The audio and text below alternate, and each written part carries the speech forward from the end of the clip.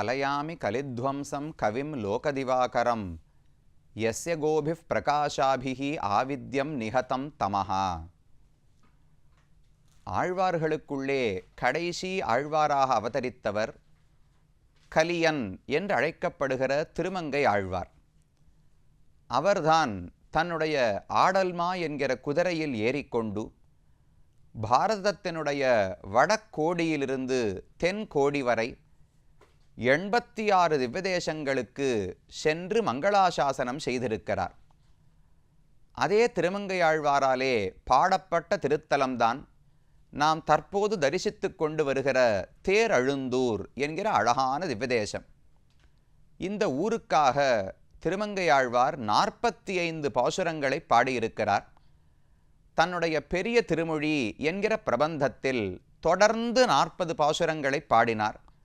அதைத் தவிர திருநெடுந்தாண்டகம், சிறிய திருமடல், பெரிய திருமடல் முதலான பிரபந்தங்களில் ஆங்காங்கு இந்த ஊரை பற்றி குறிப்பிடுகிறார். ஆக மொத்தம் 45 பாசுரங்கள் இந்த ஊரை பற்றி பாடப்பட்டுள்ளன. ஆழ்வார் இந்த பெருமானை பற்றி பாடியதே மிகச் சுவையான ஒரு கதை. தான் புறப்பட்டு தேரெழுந்தூர் பெருமானை சேவித்து பாட வேண்டும் என்பதற்காக ஆழ்வார் ஆர்வத்தோடு இங்கு வந்தார். வந்தவுடனே பகவான் தேவாதிராஜன் என்கிற பெயரோடு மிகப்பெரிய வடிவத்தோடு அளக்க முடியாத புகழோடு காட்சி அளித்தான். அவனை பார்த்த ஆழ்வாருக்கு, ஐயோ, இவ்வளவு பெரியவரை நான் எப்படி பாட முடியும்? என்னுடைய நாக்குக்கும் மனதுக்கும் எட்டாதவராக இருக்கிறார். நான் மட்டுமல்ல, உலகத்தில் இருக்கும் அனைவரும் சேர்ந்து இந்த பெருமானை பாடினாலும் ஒரு நாளும் அவர் பெருமையை பாடி முடித்துவிட முடியாது. அதனால் பாட வேண்டாம். யாரோ பெரிய ராஜாவாக நிற்கிறார், அதனால் இவரை பாட வேண்டாம் என்று நினைத்து விட்டார். பக்கத்திலேயே கோசகன் ஆமருவியப்பன் இடையனாக பகவான் காட்சி கொடுத்தார். ஓ, இவர் என்ன மனிதன் போல் இருக்கிறாரே, மனிதர்களை நம்முடைய நாக்கால் பாடக்கூடாது. என்னுடைய நாக்கு பகவானை பற்றி மட்டுமே பாட வந்தது. அவரை தவிர வேறு ஒரு மனிதனை இந்த கழுத்தை கொண்டு நாக்கை கொண்டு நான் பாடமாட்டேன். அதனால் இந்த ஊரில் நான் பாடுவதற்கு யாரும் இல்லை என்று நினைத்து கொண்டு ஆழ்வார் புறப்பட்டு விட்டாராம். தேவாதிராஜனையும் பாடவில்லை, ஆமருவியப்பனையும் பாடவில்லை. ஒருத்தர் ரொம்ப பெரியவர், நான் எங்க பாடுவது? மற்றொருத்தர் மனிதனைப் போல இருக்கிறார், நான் எப்படி பாட முடியும்? வேண்டாம் என்று ஆழ்வார் புறப்பட்டு விட்டார். தரிச புஷ்கரணின்னு சேவித்தோமே, அந்த புஷ்கரணியை தாண்டி ஊரை விட்டே வெளியே செல்லும் க்ஷணத்தில் திடீரென்று ஆழ்வாருக்கு கால்களெல்லாம் செயலிழந்து போயின. மேலே ஓரடி எடுத்து வைக்க முடியாமல் கால் தடுமாறியது. என்ன, ஏதோ சக்தி குறைகிறதே, என்ன என்று தெரியாமல் திரும்பி பகவானை சேவித்தாராம். அங்கிருந்து பார்த்தபோது பகவான் நரசிங்கப் பெருமானாகவே ஆழ்வாருக்கு காட்சி அளித்தார். ஓ, நம்முடைய பகவான் தான் இருக்கிறாரா, நரசிம்மப் பெருமான் தான் இருக்கிறாரா, அவரை பாடாமல் சென்று விட்டோமே என்று வருந்தி இந்த திவ்யதேசத்தை பற்றி பாடத் தொடங்குகிறார். அதனால இன்றைக்கும் திருமங்கை ஆழ்வாருடைய சந்நிதி இந்த கோவிலிலே, இந்த ஊரிலே உண்டு. ஆனால் எங்கே தெரியுமா இருக்கு? ஊருக்குள்ளே கிடையாது. கோயிலுக்கு உள்ளே இல்லாமல் வெளியே வந்து புஷ்கரணியை கடந்து போக வேண்டும். புஷ்கரணியினுடைய அந்த புறத்தில் தான் திருமங்கை ஆழ்வாருக்கு சந்நிதி இருக்கிறது. பக்கத்திலேயே சின்ன வடிவத்தில் நரசிங்கப் பெருமானும் இருக்கிறார். எதற்கு இருக்கார்னால், திருமங்கை ஆழ்வாருக்கு இங்கு நரசிம்மனாகவே பகவான் காட்சி அளித்தாராம். சிங்கமதாய் அவுணன் உடல் கீண்டவன் என்று ஆழ்வார் இந்த ஊரை பற்றி பாடுகிறார். அப்ப நரசிம்ம பெருமான் தான் இந்த தேவாதிராஜனாக பிரஹ்லாதனுக்கு காட்சி அளித்தார்னு பார்த்தோம். இந்த பெருமானை சேவித்தபடியால் தான் கம்பநாட்டாழ்வான் இரணியவடை படலத்தை நரசிம்மனை பற்றி பாடினார்னு பார்த்தோம். திருமங்கை ஆழ்வாருக்கும் இந்த ஊர் பெருமான் நரசிங்கப் பெருமானாகவே காட்சி அளித்தார்.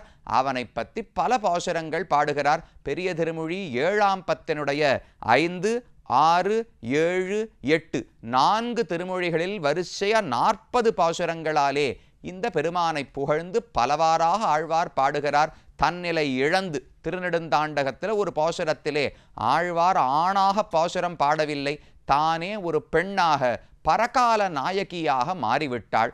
இந்த பெருமானை அடைய வேண்டும் என்கிற ஆசை. தேரெழுந்தூர் பெருமானுக்கு தான் படுகிற துன்பத்தை யாராவது போய் சொல்லுவார்களா? தூது அனுப்ப வேண்டாமா? ருக்மிணி பிராட்டிக்கு கண்ணனை மணக்க வேண்டும் என்கிற ஆசை. யார் செய்தி சொல்லுவது? ஒரு காகிதத்தை எடுத்தாள், ஒரு 7 ஸ்லோகங்கள் கண்ணனை பற்றி ஒரு காதல் கடிதம் எழுதினா. ஸ்ருத்வா குணான் புவனசுந்தர ஸ்ருண்வதாம்ஸ்தே நிர்விஷ்ய கர்ண விவரைஹி ஹரதோங்கதாபம் ரூபம் திருஷாம் திருஷிமதாம் அகிலார்த்தலாபம் தொய்யாவிஷதி சித்திரம் அபத்திரபம் மே. கண்ணா, எனக்கு வெட்கம் என்பதெல்லாம் எப்பவோ போயிடுத்து. உன்னுடைய குணங்களை கேட்டு கேட்டு நான் அப்பவே காதல் கொண்டு விட்டேன். என் மனசு உன்னிடத்திலேயே லயித்திருக்கிறது. உன் முகத்தை காண முடியுமான்னு கண்களெல்லாம் துடித்து கொண்டிருக்கின்றன. இதை சொல்வதில் எனக்கு எந்த வெட்கமும் கிடையாது. மணந்தால் உன்னைத்தான் மணக்க வேண்டும் என்று கடிதம் எழுதி ஒரு பிராமணரை அழைத்து அவரை தூது அனுப்பினாள் ருக்மிணி பிராட்டி. இதை போல இப்ப ஆழ்வார் தூது விட வேண்டும். தான் இருக்கிறது புஷ்கரனினுடைய இந்த பக்கத்தில் ஆழ்வார் இருக்கார், புஷ்கரனுடைய அந்த பக்கத்தில் பகவான் இருக்கிறார். பக்கத்தில் இருக்கிற வண்டுகளை எல்லாம், நல்ல அழகான இயற்கை சூழல், கொஞ்சம் கூடிய இடம். அப்ப பக்கத்தில் நிறைய வண்டுகள் இருந்தன.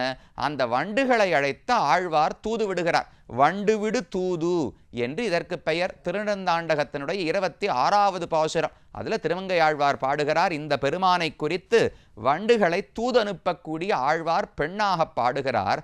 தேமரவு பொழிலிடத்து மலர்ந்த போதை தேனதனை வாய்மடுத்து உன் பெடையும் நீயும் பூமருவி இனிதமர்ந்து பொறியில் ஆர்ந்த அருகால சிறுவண்டே தொழுதேன் உன்னை ஆமருவி நிறமேத்த அமரர்கோமான் அணியெழுந்தூர் நின்னானுக்கு இன்னே சென்னு நீமருவி அஞ்சாதே நின்னோர் மாது நின் நயந்தாள் என் இறையே இயம்பிக் காணே என்று ஆழ்வாருடைய பாசுரம். முதல்ல இந்த வண்டினுடைய பெருமைகளையெல்லாம் பாடுகிறார். தேமரவு பொழிலிடத்து மலர்ந்த போதை, இங்கிருக்கிற பொழில், இங்கிருக்கிற வயல்களில் எல்லாம் தேனே பிரவகிக்குமாம். தண்ணீரே யாரும் பாய்ச்ச வேண்டாம். தேன், பூக்களிலிருந்து தேன் பெருகி ஓடிக்கொண்டிருக்கிறது. அதுக்கு நடுவில் மலர்ந்த போதை, ஒரு அழகான புஷ்பம் பூத்திருக்கிறது. அந்த போதையில் தேனதனை வாய்மடுத்து உன் பெடையும் நீயும், வண்டே நீயும் உன்னுடைய மனைவியுமாக அந்த புஷ்பத்தில் வாய் வைத்து தேனை உரிந்து உண்டு கொண்டிருக்கிறீர்களே, நீங்கள் பூமருவி இனிதமர்ந்த பொறியிலார்ந்த அருகால சிறுவண்டே. அப்படி புஷ்பத்தில் போய் உண்ணும்போது அதில் மருவி ஆர்ந்த அந்த அதில் இருக்கிற அந்த மதுவை குடித்த ஆனந்தத்தாலே அதிலேயே பொருந்தி வண்டு அமர்ந்து கொண்டு விட்டதாம். அப்படிப்பட்ட வண்டே, அருகால சிறுவண்டே தொழுதேன் உன்னை, 6 கால்களோடு கூடிய வண்டே உன்னை நான் தொழுகிறேன் வணங்குகிறேன்னு ஆழ்வார் பாடுறார். இது ஆழ்வார் எவ்வளவு பெரிய பக்தர். அவர் போய் ஒரு வண்டினுடைய காலில் விழலாமா என்றால், ஐயோ இந்த வண்டை சாதாரணமாக நினைக்க வேண்டாம். இந்த வண்டு தான் ஆச்சாரியன். இந்த ஜீவாத்மா பகவானை விட்டு பிரிந்து துன்பப்படும் போது நமக்கும் அவருக்கும் தூது நடந்து பாலமாக இருப்பவர் யாரு? ஆச்சாரியன் தானே. அவர் தானே நம்மையும் பரமாத்மாவையும் சேர்த்து வைக்கிறார். அப்ப இப்ப வண்டு தான் ஆச்சாரியன் என்று ஆழ்வாருக்கு எண்ணம். அப்ப ஆச்சாரியன் திருவடிகளை தலையில தாங்க வேண்டாமா? ஆச்சாரியன் திருவடிகளை வணங்க வேண்டாமா? அதனால அருகால சிறுவண்டே. ஏன் 6 கால்கள்னு சொல்றார்னால், ஆச்சாரியனுக்கு 2 திருவடிகள், அவருடைய மனைவி தர்மபத்தினிக்கு 2 திருவடிகள், அவருடைய குமாரர் இருப்பாரே குழந்தை, அவருக்கு 2 திருவடிகள், 3 பேரையும் வணங்கணுமா? நமக்கு ஆச்சாரியனிடத்தில் மட்டும் பக்தி இருந்தால் போராது.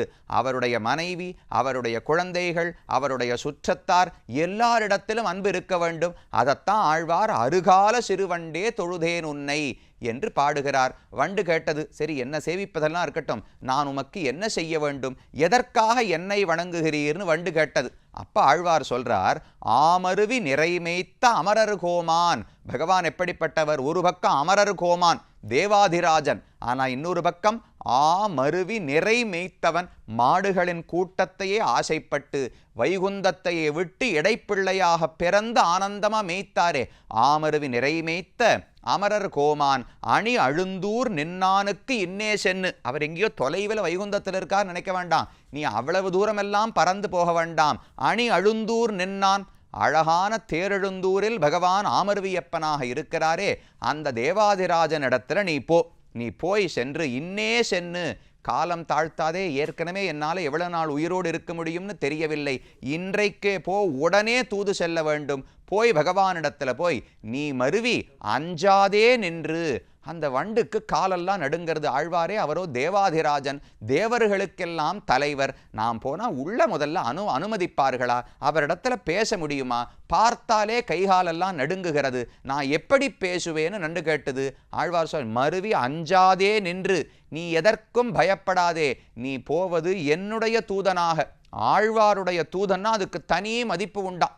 பகவானுடைய தூதனுக்குத்தான் மதிப்பு கிடையாது. ஹனுமார் 2 பக்கம் தூது போனாரோ இல்லையோ, ராமனிடத்திலிருந்து சீதைக்கு தூது போனார், சீதையின் இடத்திலிருந்து ராமனிடத்துல தூது வந்தார். என்ன பரிசு கிடைத்ததுன்னு கொஞ்சம் ஆராய்ச்சி பண்ணி பாருங்க.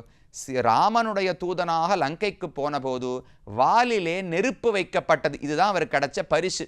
ஆனால் சீதையனிடத்திலிருந்து திரும்ப ராமனுக்கு தூது வந்தாரே, வந்தபோது ராமனுக்கு இவர் பண்ண உதவிக்கு என்ன பதிலுதவி செய்வதென்றே தெரியவில்லை. என்கிட்ட வேற ஒண்ணுமே இல்லை ஹனுமானே, என்னுடைய திருமேனி மட்டும்தான் இருக்கு, இதையே உமக்கு கொடுக்கிறேன் என்று ஆற தழுவிக்கொண்டாராம், ஆலிங்கனம் செய்து கொண்டான் ராமன். அப்ப மதிப்பு தெரிகிறதா?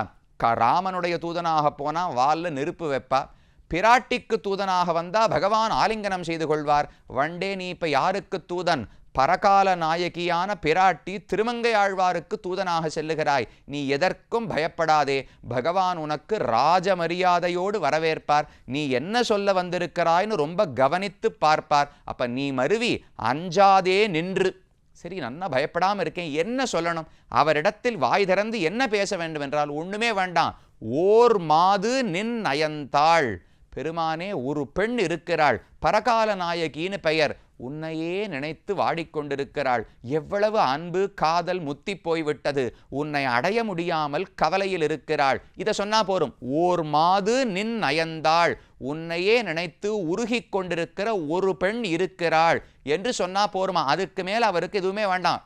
பகவான் நன்ன ஞானி தானே, அவரிடத்துல போய் வளவளன்னு ஒண்ணுமே பேச வேண்டாம். பெருமானே இன்னும் ஒருத்தி அப்படின்னு சொன்னா போரும். தேடி கண்டுபிடிச்சு எப்படியோ என்னை வந்து ரட்சித்து விடுவார். ஏன்னா தேவாதிராஜன் தானே, உலகத்தை ரட்சிப்பதே அவருடைய கடமைதான்.